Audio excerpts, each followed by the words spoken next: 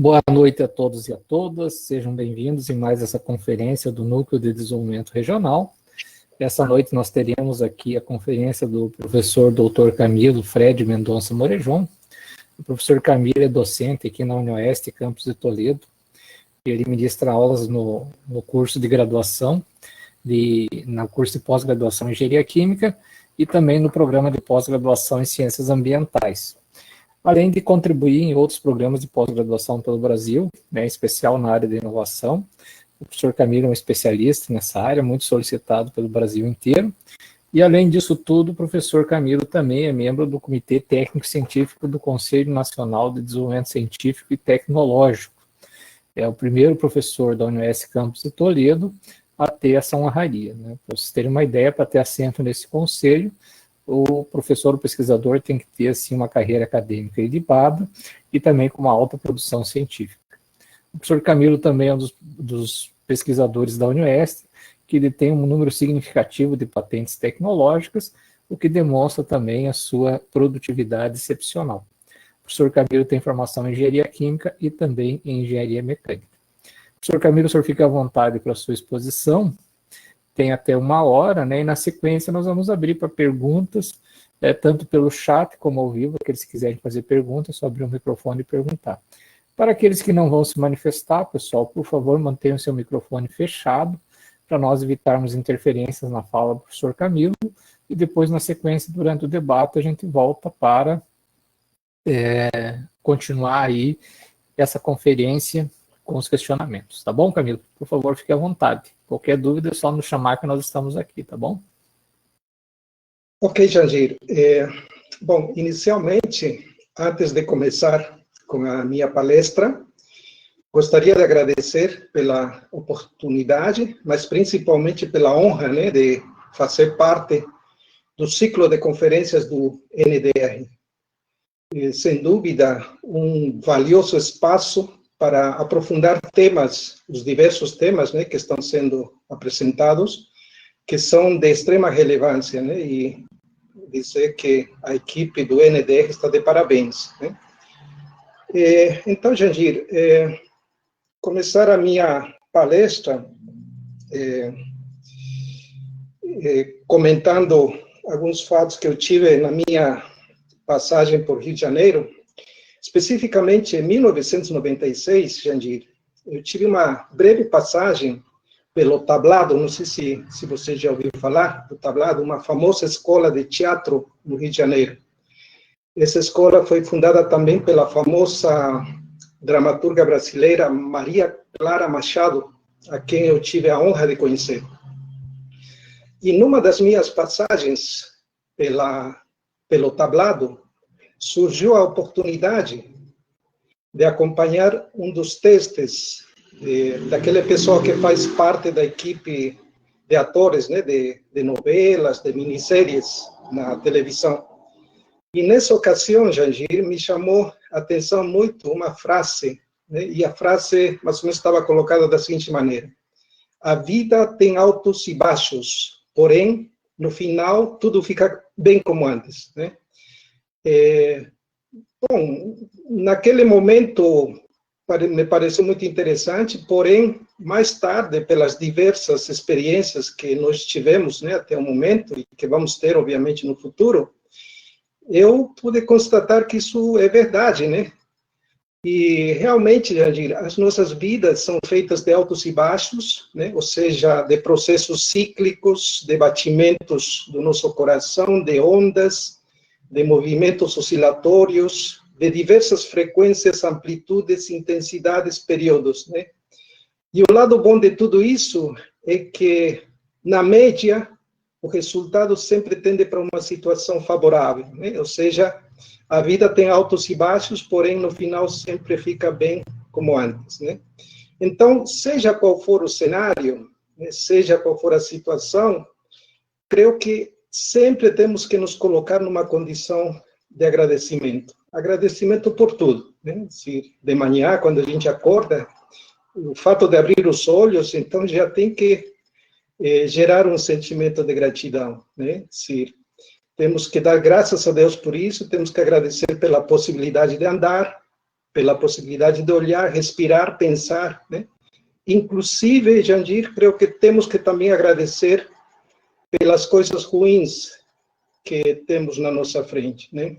Aliás, eu pessoalmente creio que em maior intensidade, porque justamente a partir dessas coisas, ou esses momentos ruins, que a gente consegue acordar e a gente consegue, de alguma maneira, definir também a intensidade da nossa felicidade.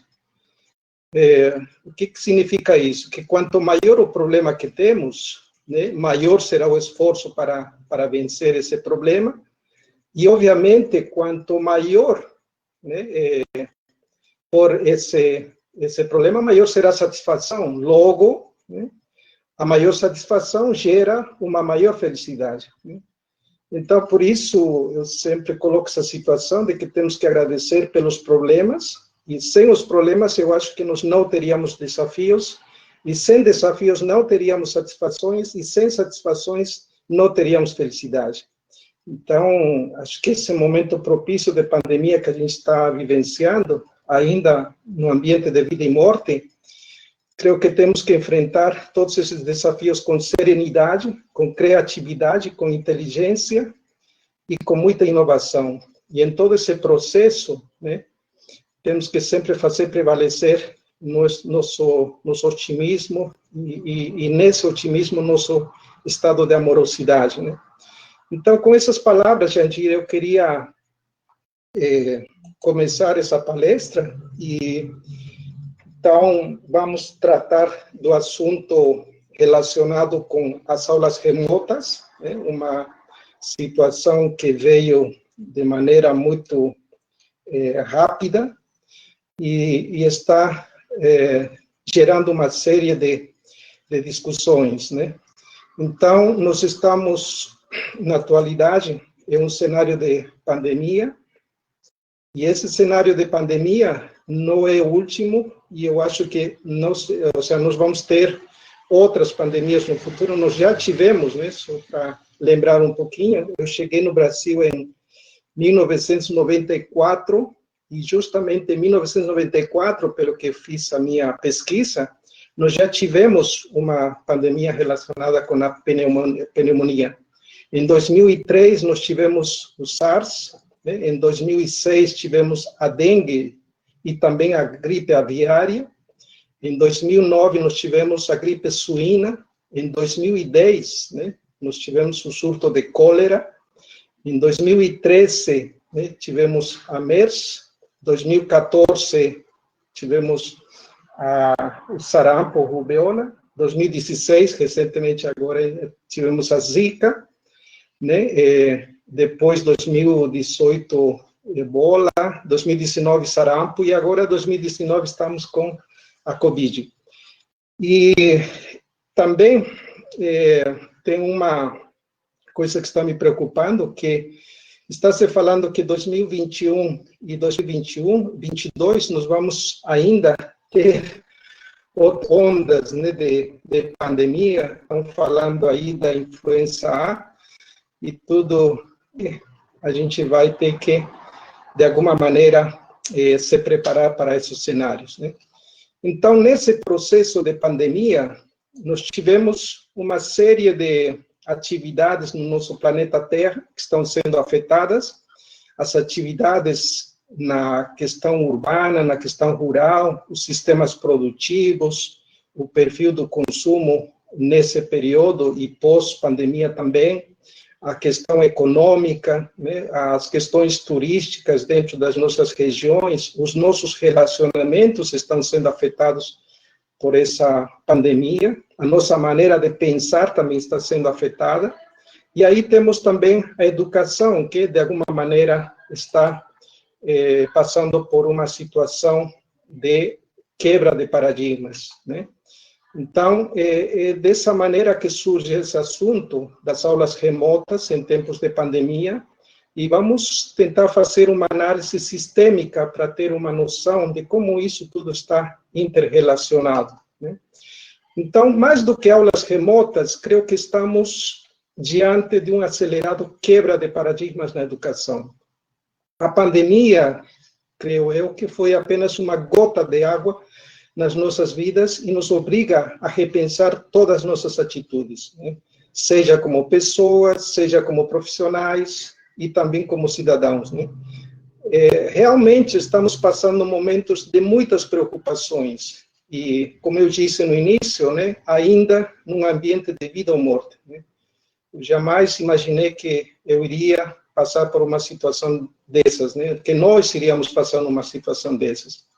E nesse cenário, então, somente restam duas certezas, né? A primeira certeza é que a gente não sabe como vai ser depois desta pandemia, e a segunda certeza é que sabemos que nada será como era antes, né?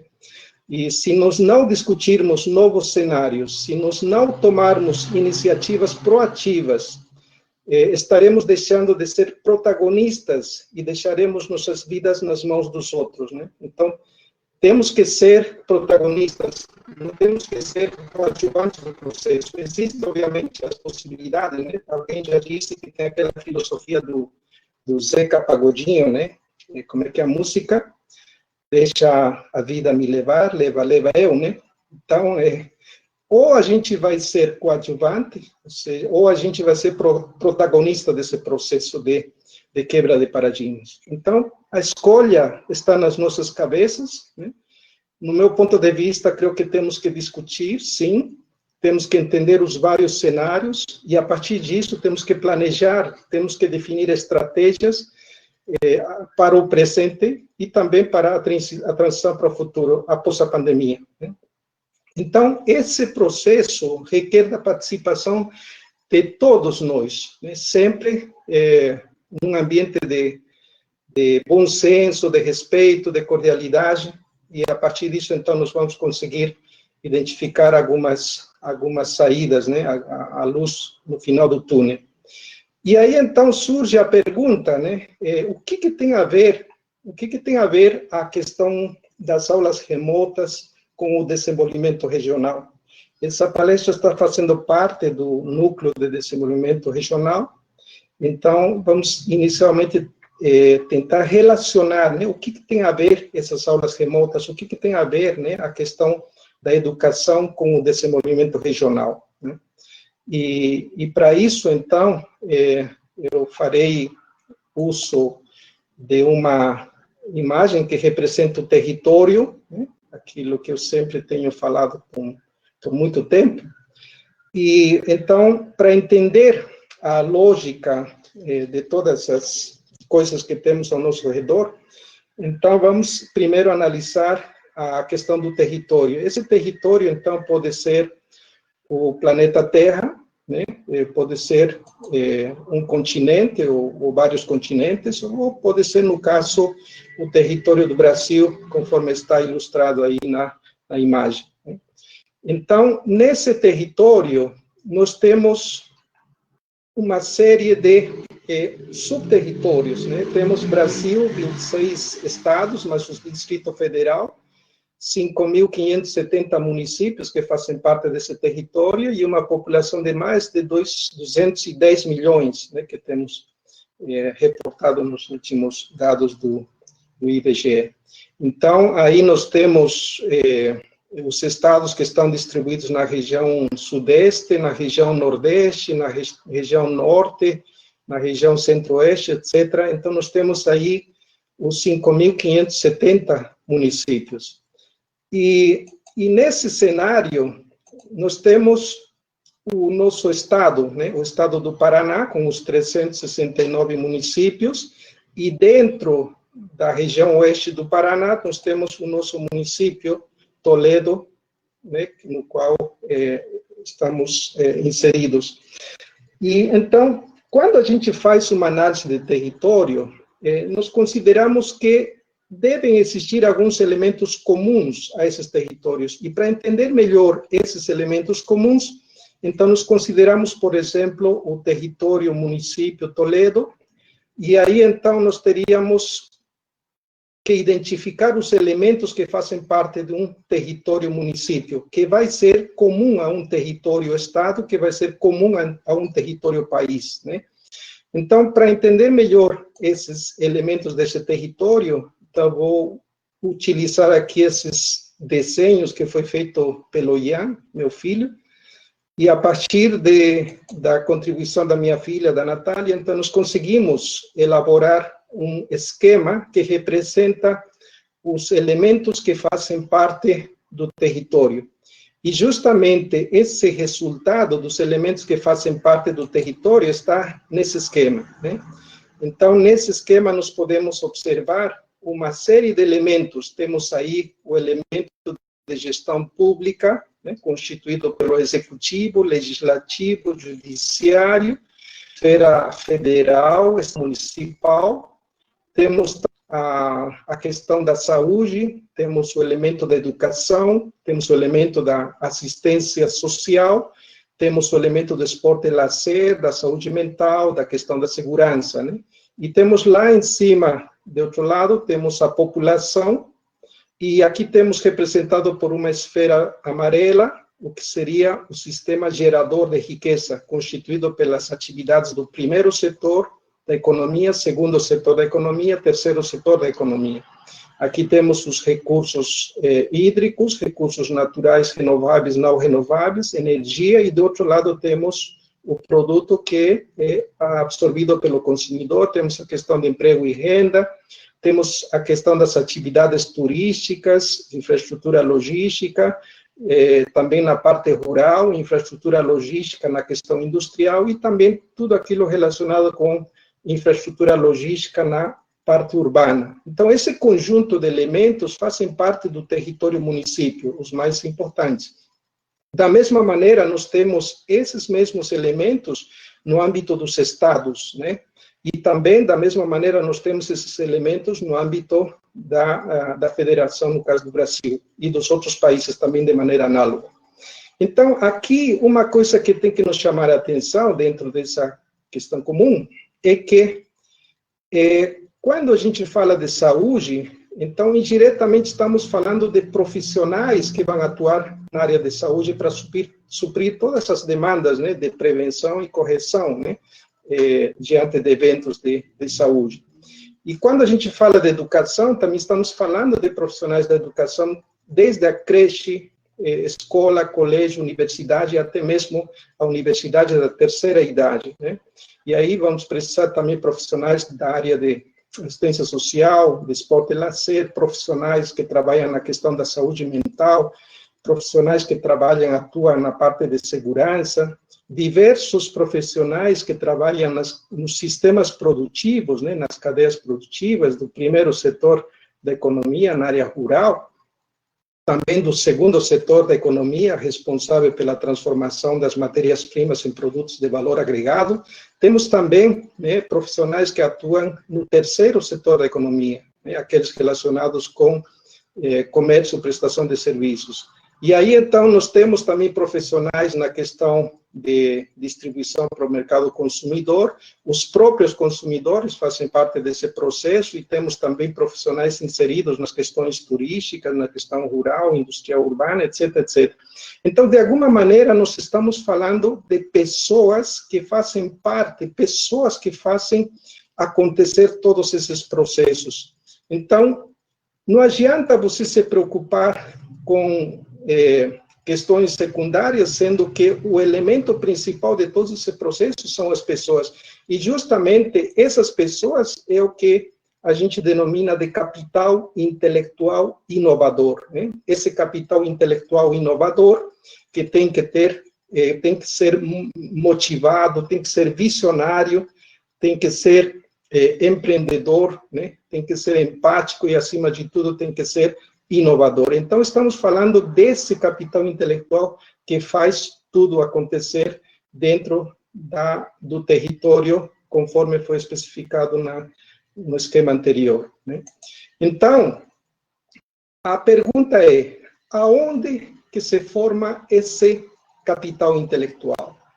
Justamente, esse capital intelectual, né, se forma aqui, partindo, ou seja, no elemento educação, partindo desde a creche, né, passando pela escola, colégio, universidade, e até mesmo a universidade da terceira idade. Então, aqui que nós temos o elemento principal de um processo de desenvolvimento territorial. É na formação das pessoas, na característica dessas pessoas, que vai ser colocada a responsabilidade do desenvolvimento, seja local, seja territorial, seja regional, ou seja nacional, etc. Então, de aí a importância da gente ter que analisar, ter que estudar em maior detalhe e com muito cuidado, com muita cautela, o processo de ensino-aprendizagem, o processo de formação de profissionais, né? Então, diante desse contexto, nós vamos agora definir quais são mais ou menos essas etapas que fazem parte desse processo de formação desse capital intelectual. Então, aqui tem um esqueminha ilustrativo que mostra, né, o processo já quando o gameto masculino, o gameto feminino entrou em contato e aconteceu a mágica, né, da formação do zigoto, e a partir disso, então, temos os 9 meses, e aí chega a cegonha, aí, então, temos o bebê, depois vai na escola, depois aí no colégio, depois na universidade, depois ele vira um adulto, depois um idoso, e no final, então, temos aí o final da nossa vida, né? O final do ciclo.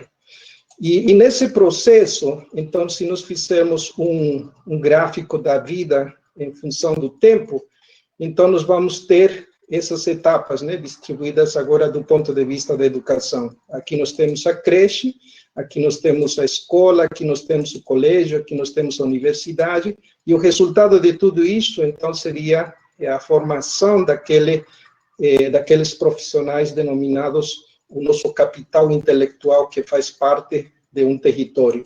E aí, complementado, então, isso com uma questão familiar que implica na qualidade de vida, na felicidade que faz no território, né? Então, isso tudo ainda passando pela universidade da terceira idade, e aí, no final, as pessoas que ficaram bem comportadas, então, irão para o céu, e aquelas que não ficaram bem comportadas, então, irão para o inferno. Mais ou menos é isso que a gente tem aprendido na nossa vida, né? Então, dessa maneira, nós temos esse processo, e aí, justamente, nós temos a formação desse capital intelectual. E nesse gráfico, nós podemos observar uma coisa muito interessante, que a formação desse capital intelectual, ela é constante. Se nós quisermos passar uma borracha e começar do zero, por exemplo, em 2018, então, os nascidos de 2018 seguiriam essa curva, né, e teriam pela frente uma média de mais ou menos 75 anos. E da mesma maneira, né, os nascidos em 2019, então, seguiriam essa linha, passando pelas mesmas etapas, e aí nós teríamos também os outros que viriam na frente, até conseguir, então, sempre essa formação continuada de profissionais. Então, alguém sempre disse, né, que o futuro de um país, o futuro de um território são as crianças. Acho que isso é verdade, mas quem é responsável pela formação desse futuro somos nós que estamos agora, né, na condição de cuidar das nossas crianças, dos nossos adolescentes, dos nossos jovens, nos preocupando na formação deles. Então, esse futuro, na verdade, depende de nós, né? A responsabilidade desse futuro está nos professores, está nas escolas, e aí entra, então, esse processo do ensino-aprendizagem, né? Então, ao longo dos anos, né, nós tivemos a evolução da humanidade, e essa humanidade, então, teve várias etapas, né? Nós tivemos aí algumas mais significativas. Se disse que agora nós estamos na era do conhecimento, e essa era do conhecimento, então, foi, de alguma maneira, também perturbada por essa pandemia, e aí nós estamos agora a toque de caixa, meio que tendo que quebrar alguns paradigmas, né? Então, fazendo uma análise desse processo e fazendo uma comparação, uma correlação da Revolução Industrial com a educação, o que nós temos? Nós temos que, em 1784, né, surge a primeira revolução industrial, com base da mecanização, da energia elétrica aliás, a energia hidráulica e a energia de vapor, né? E, a partir disso, nós tivemos, em 1870, a segunda revolução industrial, neste caso, com base da produção em série, linha de montagem, né? E também o surgimento da eletricidade, né? E depois, mais na frente, em 1969, com o surgimento dos computadores, nós tivemos a automação e a eletrônica, que fizeram parte dessa revolução 3.0. E mais na frente, em 2012, justamente na Alemanha, surge a quarta revolução industrial, né? A revolução digital, onde se trabalha os sistemas físicos cibernéticos, né? Então, isso aconteceu em 2012, justamente na Alemanha. E a partir desse processo, então, a gente pode fazer uma análise do ponto de vista da educação, e, aliás, fazendo um parêntese, né, hoje está se celebrando 100 anos da nossa Universidade Federal do Rio de Janeiro, na qual eu tive a honra também de passar e ser aluno.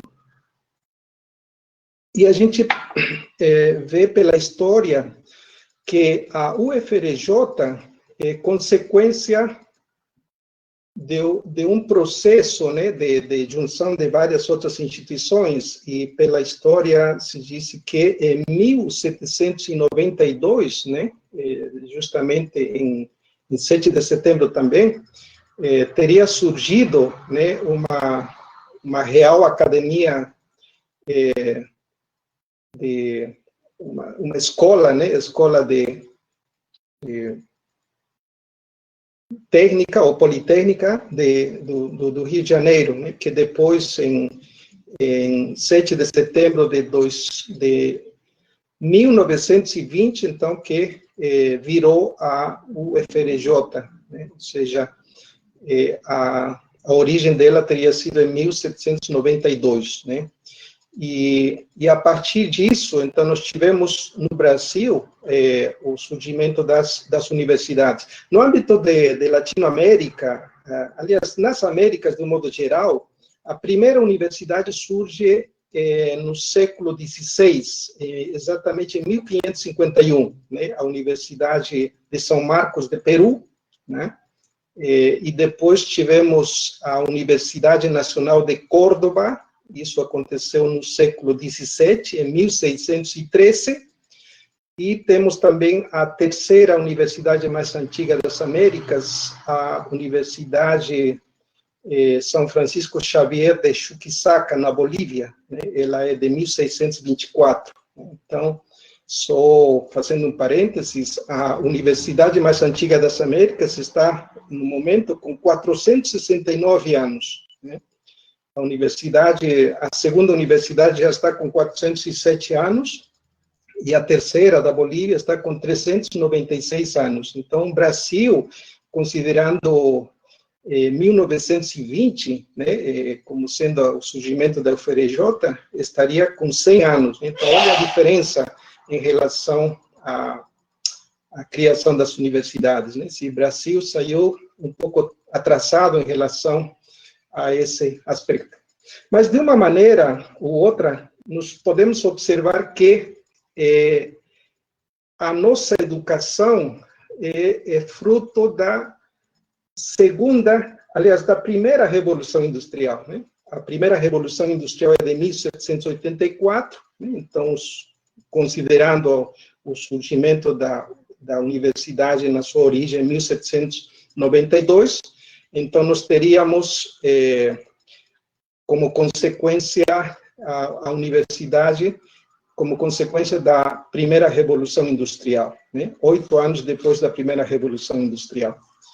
E de lá para cá, então, nós tivemos uma série de acontecimentos com novas universidades, a nossa UniOeste de 1994, né?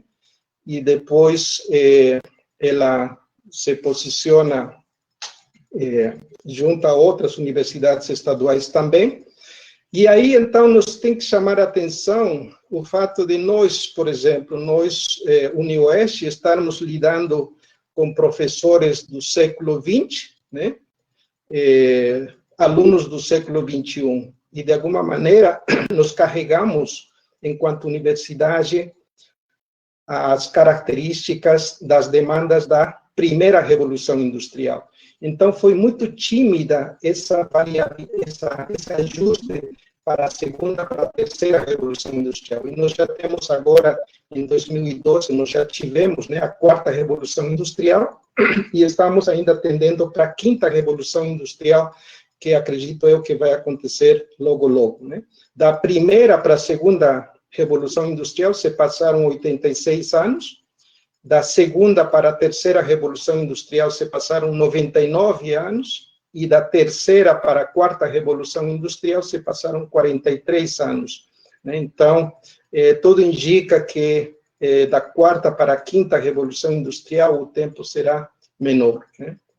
E, então, no atual cenário, nós estamos numa balança, né, em que temos, como eu disse, professores do século XX e temos a forte influência dos alunos que nasceram numa condição de facilidade de acesso à informação, tecnologia, né? Nossos alunos, praticamente, pode-se dizer que quando nasceram e depois, antes de saber ler ou antes de saber escrever, eles já sabiam mexer com a tecnologia, né? Isso tem prevalecido muito. E o desafio que temos daqui para frente, está mostrando também nesse esquema, é que a diferença de, no momento, nós termos que preocupar para ensinar aos alunos, tudo indica que mais na frente nós vamos que ter que nos preparar para ensinar as máquinas, né, aos robôs, né, seja aquela inteligência artificial, onde as máquinas são os alunos, né? Então, nós temos que, de alguma maneira, nos ajustar e nos preparar para esse cenário. Então, são várias coisas aí que estamos vivenciando e existe, de alguma maneira, algum grau de defasamento, né, da escola, defasamento da universidade, defasamento, né, do sistema produtivo, e ainda falando numa escala local, né, que dirá numa escala global. Então, aí nós temos que realmente trazer esse tipo de discussões e ver aonde e como nós teríamos que fazer esses ajustes relacionados com a educação. Né? Então, os ambientes de mudança estão acontecendo e, ao mesmo tempo, a gente pode perceber que esses ambientes de mudança geram algum grau de resistência. Né? Então, aqui podemos observar, por exemplo, a evolução desde a forma de escrita, né, em rochas, depois passando pelo tinteiro, né? Depois temos aí a caneta esferográfica, e agora, na atualidade, a gente nem mais está utilizando essas canetas, senão a gente já usa aquelas canetas digitais, né, que estão sendo mais popularizadas, mais comuns, né? Então, nesse processo, por exemplo, a gente pode perceber que houve, sim, uma série de resistências na incorporação e uso dessas ferramentas, né? Eu me lembro, por exemplo, quando eu era criança, nós tínhamos que usar o tinteiro, e mais na frente, então, surgem as canetas esferográficas, e houve uma certa resistência dos nossos professores ao dizer que não teríamos que usar essas canetas, pelo contrário, teríamos que seguir usando aqueles tinteiros, né? E o argumento de nossos professores era que, se nós deixávamos de usar esses tinteiros, nós iríamos perder essa capacidade de concentração, né? Eu me lembro que quando a gente escrevia com aquele tinteiro, e imagina fazer um texto comprido e no final você errar, então você não tinha a opção de deletar, né, ou corrigir somente aquela parte que você errou, você tinha que jogar fora tudo e fazer tudo de novo. Então, aí você tinha que ter uma maior concentração, um maior capricho para fazer isso. Então, supostamente, no argumento dos meus professores, era que não seria interessante permitir o uso das canetas, porque nós iríamos perder essa capacidade de concentração. Mas o tempo passou e hoje nem canetas esferográficas mais a gente está usando, estamos já nas canetas essas digitais, né? Então, você percebe que existem alguns processos, existem algumas resistências. Aqui um outro exemplo concreto, né? Eu sou engenheiro e na minha época também nós fazíamos toda a parte de desenho técnico utilizando umas canetas específicas que tinham espessuras diferenciadas com a tinta e tinha uma mesa de desenho, né? E aí também a mesma lógica, se você fazia tudo isso, um desenho complexo e no final, se você errar alguma coisinha, então tinha que descartar tudo e fazer tudo de novo, né? Tudo partindo do zero. E hoje, na atualidade, nós temos outro cenário, né? Temos software mais sofisticados, temos aí o AutoCAD, Inventor, etc., que estão facilitando e estão agilizando e ainda fazendo desenhos mais complexos com maior rapidez, né? Com maior praticidade também, né? Então, aí eu me pergunto, por exemplo, aqui, será que nós teríamos que seguir naquela lógica de ensinar na base da mesa de desenho, ou nós já teríamos que pular e diretamente fazer prevalecer a questão do desenho, utilizando as ferramentas que nós temos para na nossa atualidade, né? Então, eu trouxe uma foto da Maria, estou com saudade dela.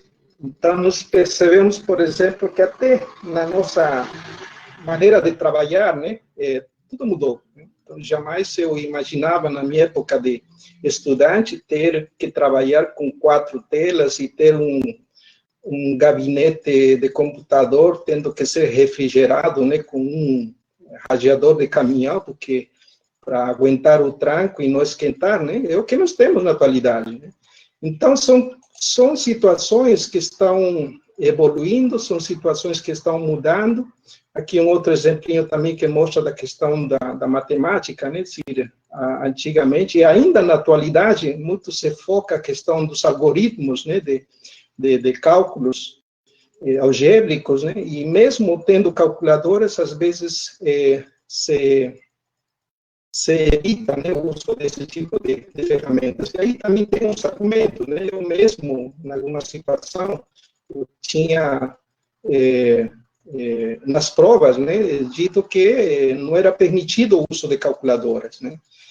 Precisamente para testar o raciocínio lógico dos alunos, mas que determinadas situações, eu acho que nós teríamos que fazer prevalecer, sim, essa questão do uso das ferramentas e, incluso, nós teríamos que partir para ferramentas mais sofisticadas, né? Temos, na área da engenharia, por exemplo, softwares como matemática, temos aí o Maple, e que permitem fazer operações mais complexas, mais rápidas e mais confiáveis, né? Então, nós não teríamos mais que estar nos preocupando, talvez, pelo processo de resolução dos modelos matemáticos e sim pelo processo de geração de modelos matemáticos. Então, aí nós acho que estaríamos conseguindo avançar nesse processo. Então, aí vem essa questão também que tem sido muito debatido, né, se é permitido ou não o uso de calculadora, aliás, nesse caso de smartphones, né, nas universidades. Então, estamos diante de todo um processo, né? Aqui um exemplo também da questão das resistências, né? Quando nós tivemos a entrada do Uber, né, nós tínhamos o sistema convencional, que era os táxis, né, que tinham os locais, e ainda tem locais, e depois a gente ia ou chamava na rua, né, aleatoriamente, né?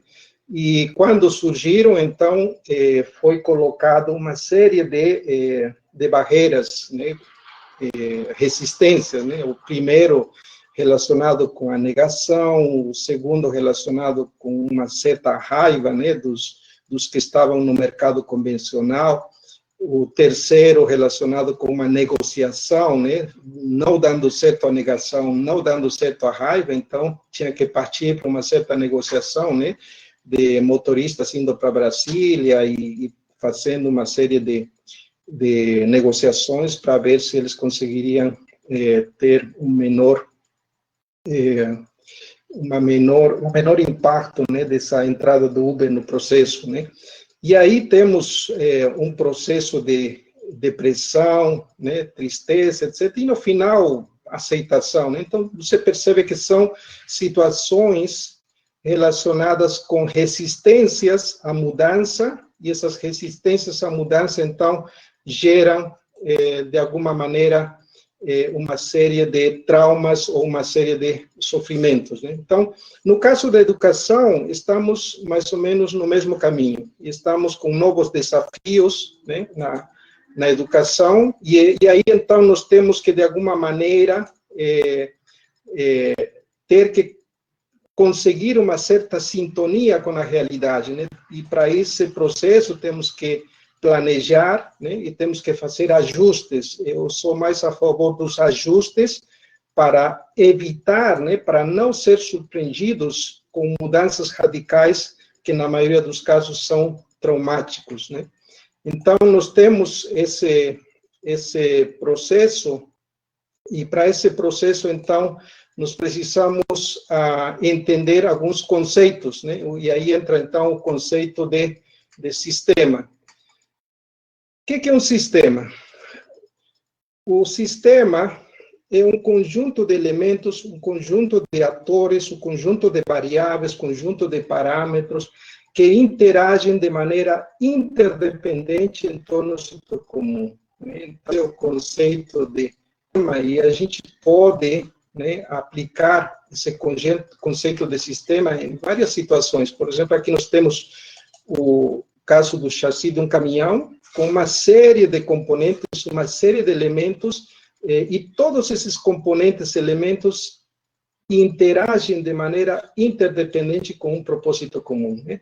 Então, isso tudo faz esse sistema mecânico, né? Por exemplo, quando colocado a carcaça, né, pode se transformar num ônibus ou pode se transformar em um caminhão. E da mesma maneira, então, aqui nós temos um outro exemplo também, né, no caso de um avião, né, que temos uma série de variáveis, parâmetros, componentes, e todos eles interagem de maneira interdependente em torno de um propósito comum.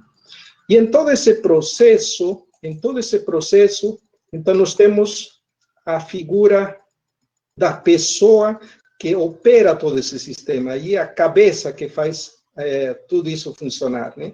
Eu tenho sempre falado também como o melhor exemplo de sistema, nosso organismo. E nosso organismo é um conjunto de vários sistemas, né? Temos o sistema nervoso, o sistema respiratório, o sistema digestivo, vários sistemas, e cada um dos componentes do nosso sistema interagem de maneira interdependente em torno de um propósito comum, né? E tudo isso, então, pilotado pelo nosso cérebro, pela nossa cabeça, né? E aqui, no caso do avião, também nós temos, né, o piloto, ou no caso do caminhão, ou no caso do ônibus, do carro, também as pessoas que operam todo esse sistema. Obviamente, com avanço da tecnologia, talvez isso tudo seja substituído também pela inteligência artificial, né? Aqueles caminhões ou aqueles aviões que não vão precisar mais dos pilotos. Então, tudo isso é um processo de evolução.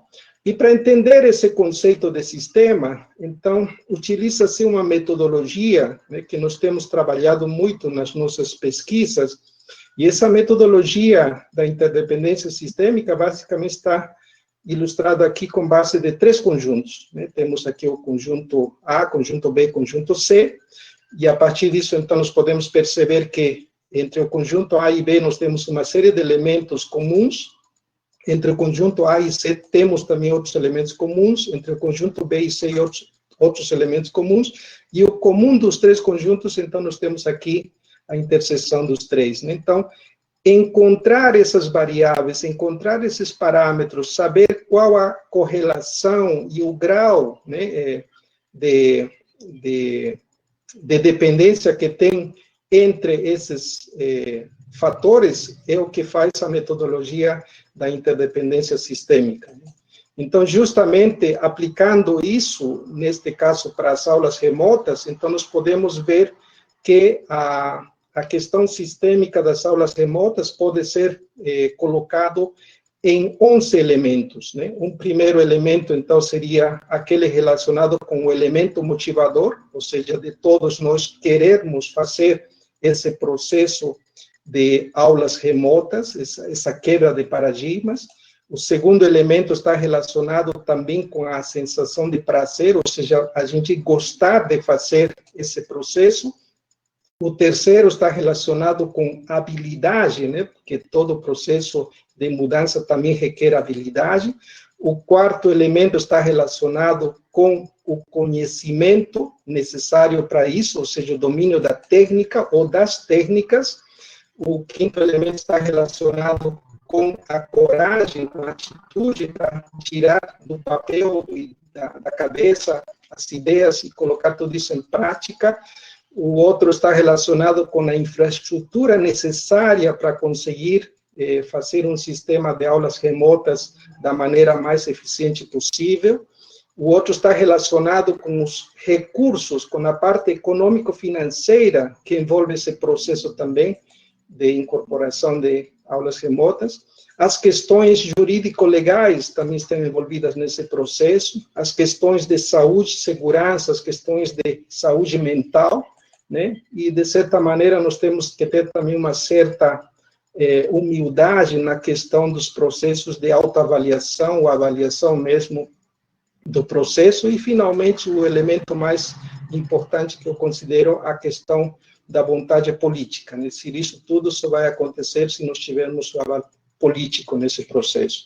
Então, esse esqueminha aqui está representando a estrutura do que seria um processo de quebra de paradigmas. Então, para a gente entrar de maneira organizada, nós temos que levar em conta todo esse processo. E aí, então, é necessário identificar vários atores, né? Fazer um trabalho de planejamento, fazer os ajustes. Isso tem que ser feito a várias mãos, com vários tipos de profissionais de diversas áreas. E aí, então, nós temos, no nosso caso, uma estratégia, né, que pode ser a partir de uma questão intrinsecamente local, porém, sempre com uma visão global, né? Assim, nós não podemos fazer somente olhando o aspecto local e esquecendo do aspecto global. Nós temos que sempre ter uma visão ampla, e nessa visão ampla, então, a gente coloca em evidência essa questão global, né? E nesse processo, então, o tempo vai ser um pouco curto, mas vamos tentar fazer da maneira mais rápida possível.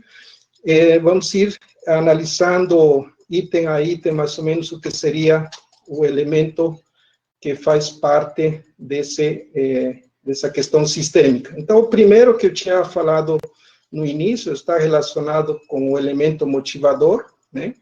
E esse elemento motivador, então, dentro do novo paradigma da educação, neste caso das aulas remotas, né? Então, tem que passar por uma série de questões. Por exemplo, tem pessoas que querem fazer esse processo, tem outras pessoas que não querem fazer, né? Alunos, professores que não querem fazer, outras que estão em dúvida, e tem algumas que são obrigadas a fazer, ou seja, é uma questão de cima para baixo e tem que fazer, né?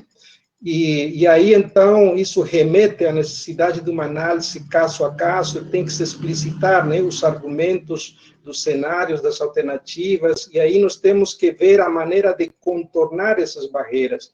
E, de alguma maneira, nós temos que conseguir um convencimento racional de todos. Aquelas que não querem fazer, nós temos que correr atrás e ver por que elas não querem fazer, né? Ou aquelas que estão em dúvida, o que está gerando a dúvida para a gente tentar contornar, né? E aquelas que se sentem obrigadas a fazer, então passem a fazer isso da maneira mais tranquila, né?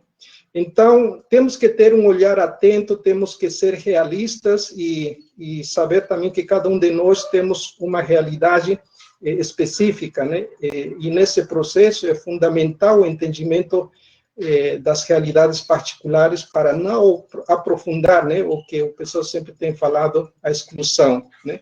E dependendo do encaminhamento, pode excluir, ou discriminar, ou desrespeitar alunos ou professores, né? Então, é fundamental o processo de sensibilização, é fundamental o convencimento por meio da construção coletiva, né? Isso faz parte desse processo de quebra de paradigmas.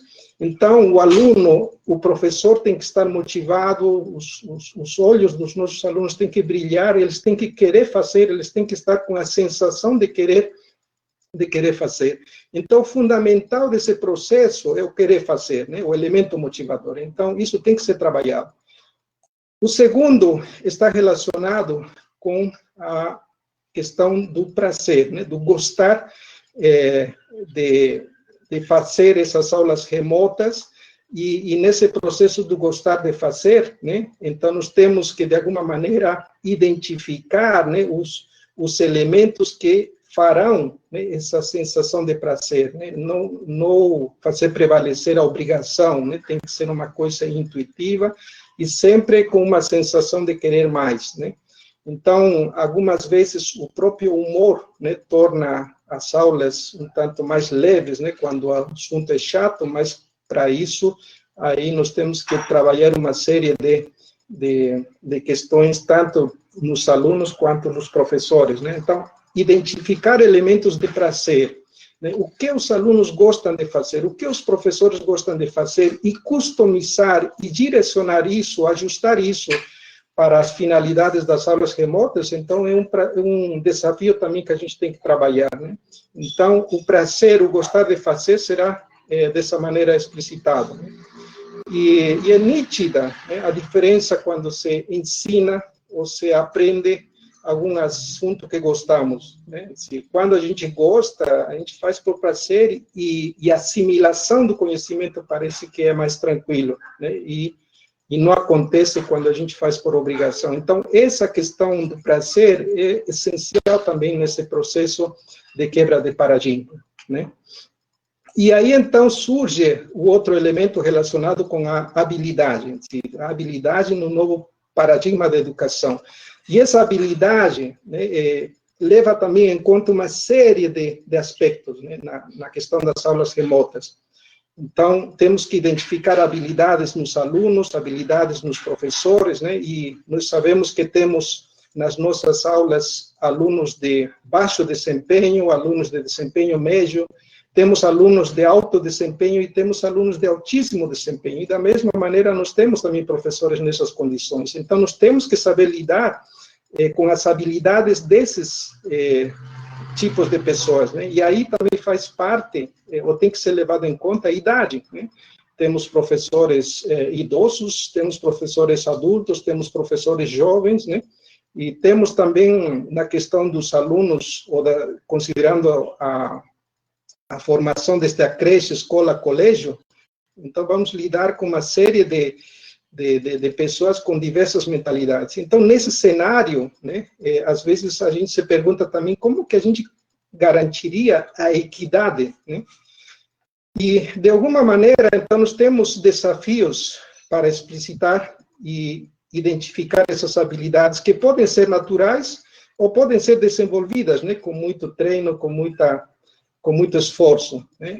E a partir disso, então, nós temos que conseguir explicitar, né, essas habilidades humanas que a gente conhece, né, como a capacidade da comunicação técnicas, questões comportamentais, questões de habilidade para ensinar e habilidade para aprender, para lidar com desafios, né? E nesse processo, então, nós temos também alguns desafios relacionados com a questão da maneira como a gente faz esse processo de ensino-aprendizagem, né? Estamos diante aulas expositivas ou aulas discursivas, né? Na aula expositiva, que tem prevalecido muito até a atualidade, prevalece mais, né, a apresentação de conteúdo, e agora parece que nós vamos ter que focar mais numa aula discursiva, onde o conteúdo já está disponível, talvez nas diversas plataformas e nós tínhamos que trabalhar apenas a gestão desse conteúdo, né? O professor na sala de aula teria que fazer mais uma questão de perguntar, testar o limite da compreensão do conhecimento adquirido pelo aluno a partir da informação disponível nas plataformas, né? Então, nesse novo tempo, o aluno teria que ser protagonista na prospecção de conhecimento. E em sala de aula, nós, professores, teríamos que testar, teríamos que discutir a capacidade de compreensão e, principalmente, né, a capacidade de aplicação do conhecimento para a realidade das nossas carreiras profissionais. Então, estamos falando de diversas habilidades que a gente vai ter que trabalhar nesse novo cenário, né? Então, e aí entra o outro elemento relacionado com conhecimento, né? A questão do conhecimento, que ele pode ser um conhecimento múltiplo, pode ser um conhecimento criativo, né? Pode ser aquele relacionado com as metodologias ativas, né? E aí também a gente se pergunta se essas metodologias ativas que estão sendo muito disseminadas, se foi feito realmente para o caso das aulas remotas, ou será que temos que desenvolver novos, né, métodos específicos, customizados para essas aulas remotas, né? Então, de alguma maneira, nós temos que trabalhar o conhecimento, nós temos que ver dessas diversas plataformas que nós temos na atualidade, né, quais são as vantagens e desvantagens de cada uma delas, qual é a mais, né, interessante para cada setor. Será que tem que se focar apenas em uma plataforma ou nós temos que ter a liberdade de trabalhar com várias plataformas de maneira simultânea? Então, aí nós estamos trabalhando, né, do demandante, que somos nós professores, os alunos, e aí temos um público privado, um público que seria da esfera estatal, federal, né? Temos aí o espaço para os desenvolvedores, os usuários, né? Usuário-aluno, usuário-professor, e aí as questões das ferramentas assíncronas, ferramentas síncronas, né? E aí também pode entrar, pegando carona, as aulas remotas via EAD, etc, etc. Então, nós temos uma série de situações relacionadas com conhecimento. Nós temos que ter um certo domínio da técnica, nós temos que conhecer os prós e os contras dessas ferramentas que temos à nossa disposição, neste caso, para a parte do ensino-aprendizagem, né? Mas, de alguma maneira, nós podemos, antes que eu esqueça, nós podemos chegar à conclusão, na parte do conhecimento, que nós estamos frente a um excesso de informação, né? Nesse período, eu tenho pesquisado muita coisa, né, e mais uma vez constatei aquilo que, incluso com Jandira, eu já tinha falado várias vezes, que nós que estamos num cenário de excesso de informação. E não apenas excesso de informação, sino também a facilidade da obtenção dessa informação, desse conhecimento. E eu acho que o que nós temos na atualidade, o desafio que nós temos, seria dar sentido, né, interpretar, né, essa informação e dar sentido para alguma aplicação. Então, creio que o maior desafio que temos no momento está no esforço de dar sentido a esse grande volume de informações ou conhecimentos. Então, de maneira metódica, temos que prospectar, temos que organizar, temos que estudar, entender e, principalmente, né, temos que aplicar da melhor maneira possível, principalmente para direcionar, né, na transformação desse conhecimento em qualidade de vida, em felicidade, em riqueza de um território. Então, nós temos aí uma série de situações relacionadas com conhecimento. E aí, então, entra o elemento atitude, coragem, né? Então, nós temos que ter atitude e coragem para tirar do papel, né, aquilo que a gente tem na cabeça, e a partir disso, então, nós vamos poder transformar, né, esse planejamento e vamos poder executar diante de um cenário mais otimizado, né? Então, vamos avançar um pouquinho, acho que o tempo já está ficando curto. Aí temos o elemento de infraestrutura.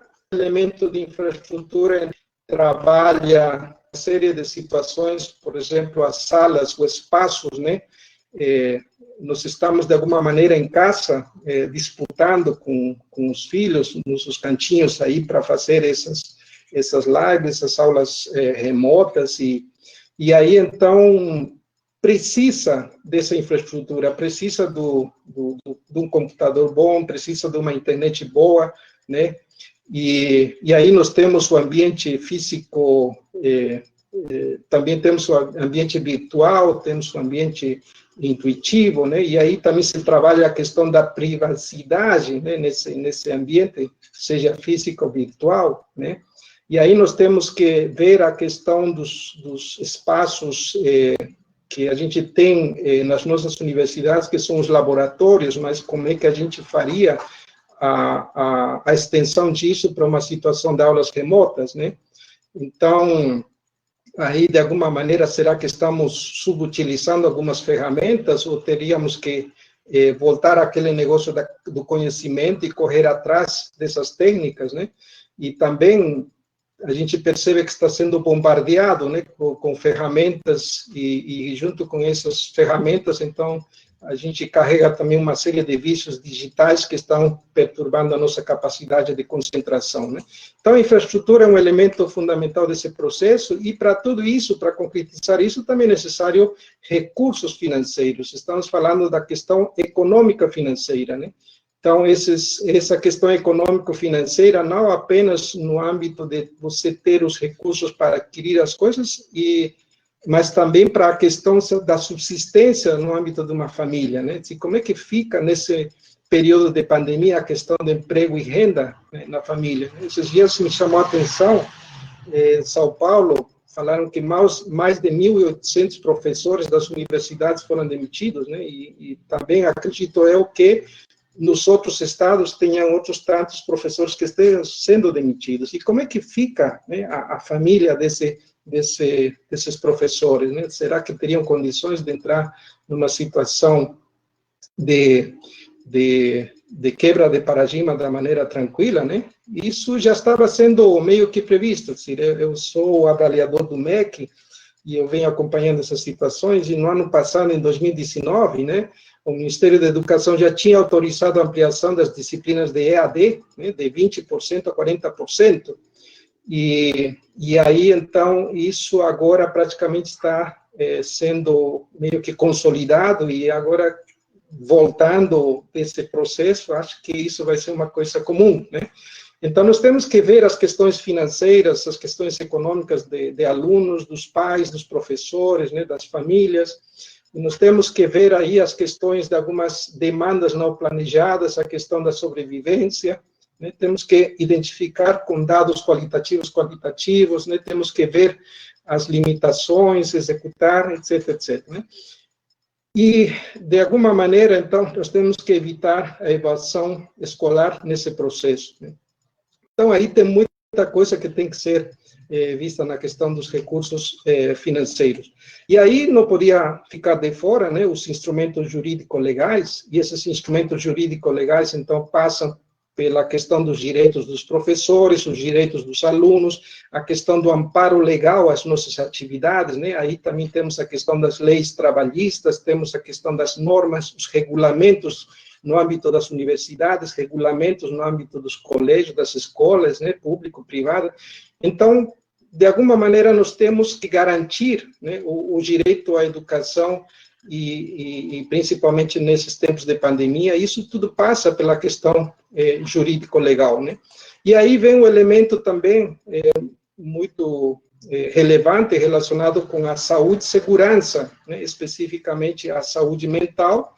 E essa questão da saúde mental, né, então, de alguma maneira está relacionado com o sofrimento, né, a situação de desespero, e aí nós temos que avaliar todas as dimensões da questão do sofrimento, né, a dimensão familiar, porque quando temos uma situação de mudança radical, então a família sofre junto, né? Temos a dimensão espiritual, a dimensão social, a dimensão emocional, né, a dimensão biológica, porque isso acaba também, de alguma maneira, influenciando no nosso organismo, né, a dimensão química, porque isso altera algumas reações dentro do nosso organismo, e a dimensão física também, né.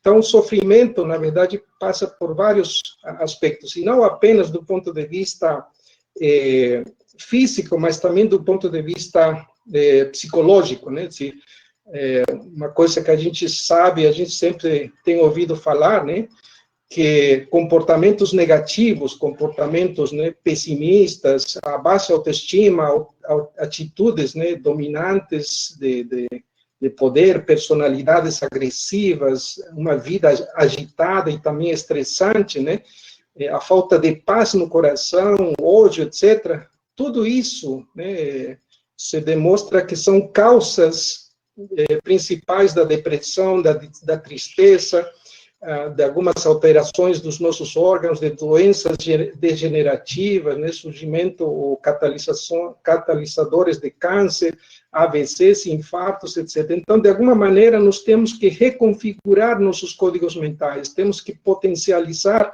por exemplo, o otimismo, a autoestima, a humildade, a generosidade, o estado de amorosidade, né, a tranquilidade, a paz no coração, né, o sentimento de pertencimento coletivo e o amor, né? São esses os elementos terapêuticos essenciais para uma vida feliz e sadia. E parece que tudo isso é pouco explorado. Assim, nós, de alguma maneira, somos analfabetos emocionais e nós teríamos que reposicionar esse tipo de situações nas nossas aulas, né? Então, são elementos que temos que trazer para a discussão. E aí, então, nós temos o elemento da humildade, autoavaliação, como todo o processo de quebra de paradigma, então tem que sempre ter uma constante autoavaliação. Nós temos que ver, né, o que a gente fez, se aquilo que a gente fez está certo ou não está certo, né? Afinal de contas, nós não somos perfeitos, nós não somos seres, aliás, nós somos seres em processo de aperfeiçoamento. Então, temos que ter uma humildade para reconhecer nossos erros. E nós, como pais, nós, como professores, né, temos um grande papel nessa transição generacional, né? Então, nossos filhos, nossos alunos foram feitos para seguirem seu rumo. E com esses imperfeitos, então, ou seja, como seres imperfeitos que somos, então nós temos que, em qualquer cenário, né, o principal papel, a principal responsabilidade, o principal desafio, né, tanto dos pais quanto dos professores, é participar no processo de formação, ensinando, transmitindo educação e munindo aos nossos filhos, aos nossos alunos, com essas ferramentas ditas poderosas, para que eles possam alcançar, né, voos altos e também grandes sonhos, né? Então, esse é o processo que nós temos nesse desafio da quebra de paradigmas. E aí, então, nós temos a dimensão política, né? Então, conforme eu tinha dito, o último elemento do nosso sistema está relacionado com a questão política, e essa questão política, né, de alguma maneira, né, eu sempre tenho falado que a política é um complexo jogo de interesses, né, complexo jogo de interesses interdependentes, né, e na política, e aliás em tudo, temos sempre uma vertente boa e uma vertente ruim. Então, esse conjunto de interesses pode ser racional ou pode ser irracional. Então, nosso papel fundamental é que nesse jogo complexo de interesses prevaleça sempre o interesse coletivo por cima do interesse individual, né? Então, mais importante do que fazer, mais importante do que saber fazer, ter as ferramentas, os recursos, etc., eu acho que é importante também a vontade política, né? A dimensão política. E esse processo, então, só acontece se nós tivermos esses atores alinhados com esse processo de mudança, de quebra de paradigmas, né? Então, dessa maneira, nós teríamos rapidamente, né, esses elementos sistêmicos que fazem parte desse processo de quebra de paradigma, nesse caso específico das aulas remotas, em momentos de pandemia. Então, aí nós temos uma série de desafios. É fundamental, obviamente, reconhecer o esforço de todos os envolvidos na educação, né? o sistema convencional e alguns gestores irresponsáveis, né, talvez estão tirando a autoridade dos nossos professores, né, e se nada for feito, isso talvez pode conduzir a algum certo colapso na educação. Então, temos que empoderar nossos professores, né? O professor é a peça fundamental no planejamento e também na execução do novo processo de ensino-aprendizagem, né? E nesse processo, então, o planejamento é fundamental. E eu, pessoalmente, não recomendo, né, comprar algumas receitas prontas, porque tudo isso tem que ser elaborado de acordo com a nossa realidade, né? Então, aí nós temos uma série de desafios e, acima de tudo, acho que nós temos que ter algumas referências, temos que ter sonhos, metas, né, desejos, ambições, né? E já na reta final, né, falar um pouquinho da riqueza de um país, né? A maior riqueza de um país não são os recursos naturais. A maior riqueza de um país não é o petróleo, não é o pré-sal, né? Não são os minérios, não são as terras produtivas, não são os recursos hídricos ou mesmo o mar, né? A maior riqueza de um país é seu capital intelectual inovador. Cabe explicar que o capital intelectual são as pessoas que não apenas têm conhecimento, mas que sabem aplicar esse conhecimento, e de preferência para gerar qualidade de vida, felicidade e riqueza de um país. Então, é fundamental, é importante frisar que são os professores os principais responsáveis pela formação desse capital intelectual.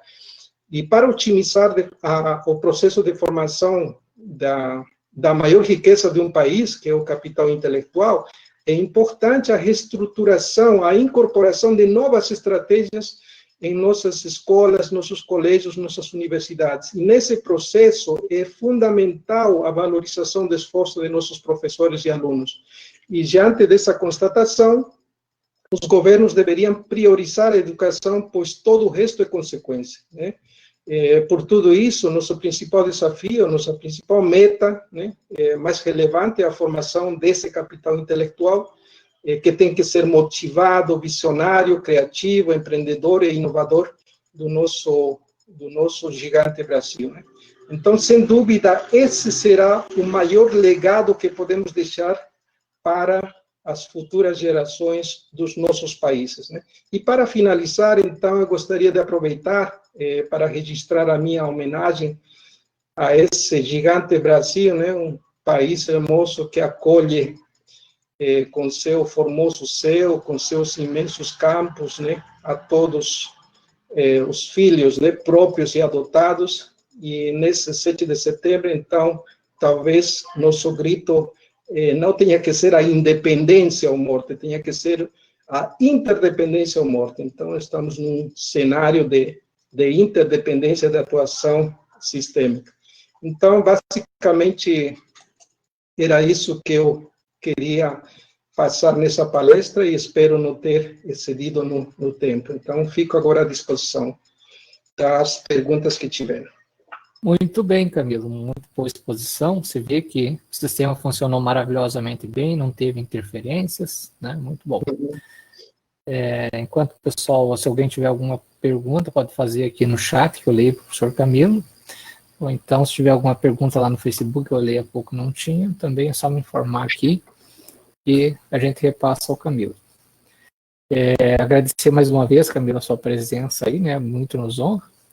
Eu não sei se vocês sabem, mas eu e o Camilo batemos muita perna nesse oeste do Paraná, né, Camilo? Visitamos muitos municípios, muitas empresas, participamos de muitas atividades juntos, e eu atuo junto com ele no grupo de pesquisa aí em inovações tecnológicas para o desenvolvimento territorial inovador, que é o GP Inova. Camilo, aproveitando, enquanto o pessoal está aí pensando um pouquinho, eu gostaria que você falasse um pouquinho sobre a Universidade 4.0, esse novo perfil da universidade, especialmente aqui para a nossa Unioeste. Qual é a tua perspectiva com relação a isso? Olha, Jangir, a questão da Universidade 4.0 é consequência, né, de todas essas outras que nós tivemos, né, da 1, 2, 3.0, e conforme a minha análise, a gente meio que avançamos assim muito devagar nesse processo. E nessa Universidade 4.0, no meu ponto de vista, teria que prevalecer mais a questão de você fazer prevalecer, né, esse aproveitamento da informação disponível nas redes, né, na internet, nos diversos bancos de informações. Então, nós temos um grande volume de informações e temos um grande volume de conteúdos. Então, nesse momento de Universidade 4.0, nós temos que talvez focar mais na interpretação desses conteúdos e a transformação desses conteúdos para alinhar a esse processo da revolução industrial, nesse caso a 4.0, e já direcionando para 5.0, né? Não mais aquela universidade que simplesmente foca em conteúdo, né? Porque às vezes a gente, vindo do passado, sempre focou na questão de conteúdo. Hoje, conteúdo você pode ter até com melhor qualidade e em diversas versões, da maneira mais fácil, né?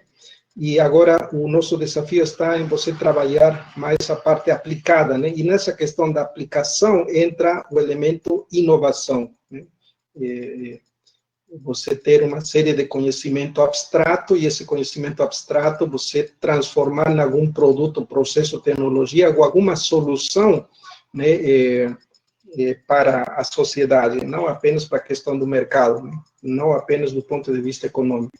E aí você tem que interagir com as tecnologias que temos a nosso favor, né? Então aí entra esse negócio de ter um certo domínio das técnicas que estão surgindo para essa finalidade, né? Então é um conjunto de elementos que tem que ser levado em conta. Amigo, tem duas questões aqui que eu vou te fazer, já para você responder.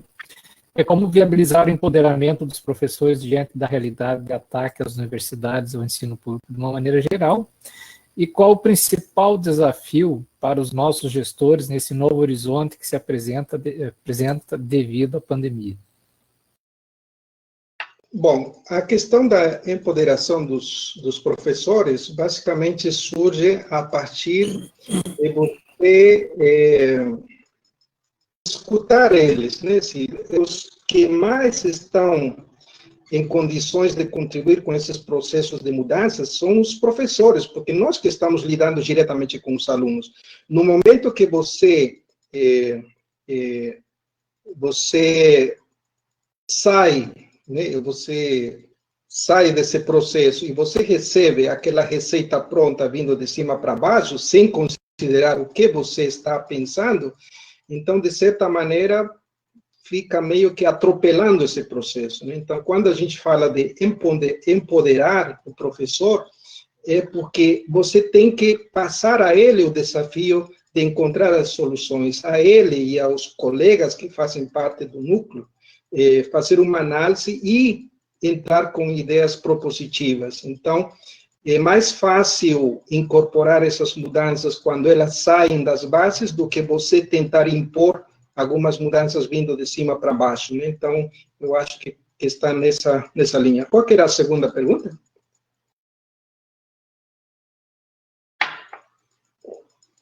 Jandir? Oi, desculpa, eu tinha desligado o som aqui. Então, a primeira pergunta foi do Francis, na sequência o Elcio. Na sua opinião, qual o maior desafio, principalmente para os nossos gestores, nesse novo horizonte que se apresenta devido à pandemia? E um questionamento aqui do Silvio, né, uma leitura sua, nesse novo momento, com o maior volume de trabalho que os professores estão tendo que realizar, e as adaptações necessárias a essa nova realidade. Alguns estudos já apontam para a síndrome de Burnout dos professores. Burnout é aquela fadiga extrema, né? Uhum.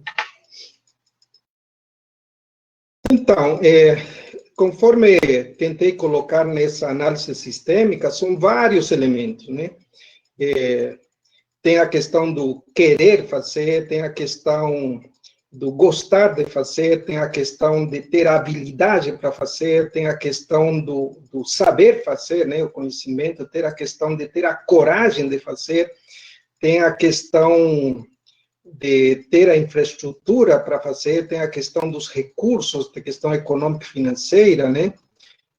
Tem a questão da saúde, segurança, saúde mental, tem a questão jurídico-legal que está envolvido, tem a questão também da humildade, tem a questão política, ou seja, são vários elementos. Então, nós temos, obviamente, hoje não deu para analisar em mais detalhe, porque o tempo é muito curto, mas nós precisamos levar em conta todos esses elementos. Não adianta você querer focar somente o aspecto emocional, ou somente o aspecto econômico, ou somente o aspecto técnico, etc. Então, nós temos que trabalhar de maneira sistêmica com essas várias dimensões, e somente assim que a gente vai conseguir, então, construir uma estratégia para esse processo de, considero eu, quebra de paradigma.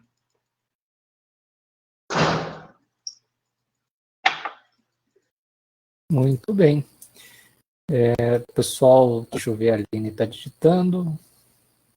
O senhor Ricardo Rippel tem aqui uma questão para você, Camilo. Diante de todo esse processo de transformação que estamos vivendo, como podemos realizar um processo de desenvolvimento se, infelizmente, no Brasil, a classe professora tem sido constantemente atacada? Então, acho que explicitando esse aspecto mais prático, né, uma coisa que eu tenho trabalhado muito, por exemplo, do ponto de vista econômico, nós, Brasil, somos exportadores de 209 produtos que fazem parte da balança comercial. São 209 produtos que saem do Brasil. A maioria desses produtos são primários, né? E, de outro lado, nós também importamos uma série de produtos os quais têm elevado valor agregado, né? Então, nas exportações, nós temos em torno de 190 bilhões de dólares, e nas importações temos em torno de 140 bilhões de dólares. O que chamam é que nas importações, desses 140 estão distribuídos em vários setores, né? Em vários setores. Tem a parte de indústria, equipamentos, máquinas, temos a parte de saúde, né, etc. Tem vários setores. E tem setores, né, que a gente faz a importação de produtos que estão relacionados com algumas tecnologias que estão com patentes vencidas. Então, o que significa isso? Dentro de uma patente, você tem 4 requisitos. O requisito da novidade, atividade inventiva, aplicação industrial e a suficiência descritiva. E justamente a suficiência descritiva numa patente vencida apresenta toda a receita do bolo, nos mínimos detalhes, né? Porque quando você faz uma proteção de uma patente, você tem que detalhar ela nos mínimos detalhes, ao ponto de um terceiro, na leitura, poder reproduzir aquilo que está contido na patente. Então, se nós temos um processo de importação de produtos, nos quais temos uma série deles que estão com patentes vencidas, então nós teríamos que direcionar nosso esforço intelectual para entender melhor e fazer uma inovação reversa. E essa inovação reversa, então, a exemplo da engenharia reversa que os japoneses fizeram na época, então, criar novos modelos de negócio. Então, temos o dinheiro, temos o mercado consumidor, temos aí a técnica que faz a produção, a fabricação desses produtos. Então, a nossa maneira de pensar, a nossa maneira de atuar dentro das nossas universidades tem que focar essa questão mais prática, né? E daí que entra essa situação de que a gente tenha que analisar isso em várias dimensões, né? Isso que eu acabei de falar do ponto de vista econômico, mas como é que fica isso do ponto de vista social? Como é que fica isso do ponto de vista jurídico-legal? Como é que fica isso do ponto de vista, né, cultural, político, etc, etc. Então, o papel da universidade está em você ter que atacar isso da maneira sistêmica, mas sempre fazendo prevalecer o aspecto prático, né? Acho que esse considero eu o principal desafio, a inovação sendo mais explícito. E por falar de inovação, né, nós já temos que incorporar esse 4º pilar da nossa universidade, não mais o ensino, pesquisa e extensão. Agora nós temos que incorporar, de fato, o quarto pilar da inovação, quarto pilar da universidade, que se chama inovação.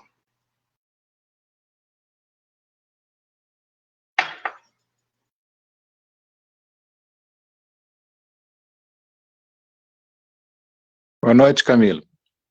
Opa! É o Rippel. Tudo bem, Rippel? Tudo. Deixa eu te fazer uma pergunta. Concordo contigo em gênero, número e grau, até porque se tem uma coisa que a UniOeste tem crescido é na inovação, e você é um dos pilares desse processo dentro da universidade. Mas como pensar tudo isso nos territórios brasileiros, num país que era exemplo para a América Latina, em termos de processo de industrialização na década de 50, 60, isso está claro nos textos da CEPAL, principalmente nos trabalhos do professor Raul Prebisch, para um cenário em que agora a gente passou por um cenário de desmonte de parques industriais, cuja fragilidade ficou evidente agora na pandemia. Quer dizer, concordo que as patentes e seus vencimentos nos possibilitam recuperar isso, mas é muito difícil, né? Então, como? O que tu entendes? O que tu acha necessário nesse momento? Olha, a palavra-chave é sensibilização. Nós temos que realmente mostrar o potencial das universidades, a importância da formação desse capital intelectual. Conforme eu disse, a maior riqueza de um país não é, né, aquelas terras agricultáveis que nós temos, não é o petróleo, não é o nióbio, não é... É decir, a maior riqueza de um país é aquele capital intelectual que consiga transformar, né, desertos em florestas, e não aquele que transforma florestas em desertos. Então, nós temos que colocar e reposicionar a importância da ciência, a importância da universidade, a importância do professor. Então, com esse processo de sensibilização, acredito que as coisas começariam a ter um rumo mais propositivo, né? E aí, então, nosso elemento principal, nosso carro-chefe, acho que tem que ser a transversalidade da inovação. Essa inovação que permeia todas as áreas e todos os níveis de conhecimento. Muito bem, Camilo. Eu tenho mais duas questões aqui, e depois na sequência eu vou encerrar. Uma delas é a nossa aluna de doutorado, Aline Patrícia Renz, e ela faz o seguinte indagação: entre 2000 e 2010, o governo federal investiu na interiorização de instituições de ensino superior, seja de universidades ou institutos federais, que corrobora com o planejamento local. Todavia, eu vejo que os professores e pesquisadores no Brasil não atentaram para isso. É comum observar críticas ao modelo de desenvolvimento e poucas contribuições no sentido de resolver a situação, ou seja, muita crítica e pouca resolução.